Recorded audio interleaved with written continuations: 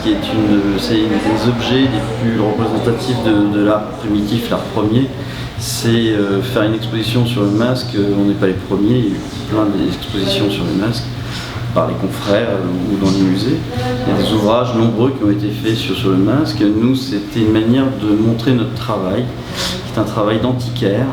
Nous, ce que souhaitons, c'est pas représenter le masque pour son côté joli, parce que on peut dire d'une manière générale que le beau pour le beau dans l'art primitif, ça n'existe pas. Ce sont des objets qui ont été faits avant tout pour atteindre un objectif.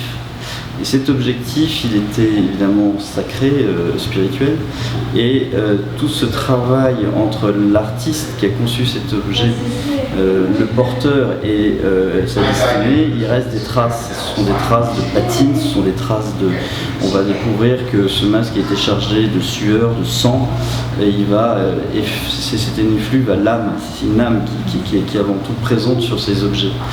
Et ces objets sont chargés de pouvoir, ils sont gardés, ils sont chéris. Et lorsqu'un masque marche, lorsqu'il fonctionne, lorsqu'il a atteint son objectif, on va le garder. Et on va le garder, on va faire en sorte qu'il va être réutilisé. On va changer de danseur, mais on va garder le masque. Et c'est pour ça qu'on va avoir des transformations sur les masques.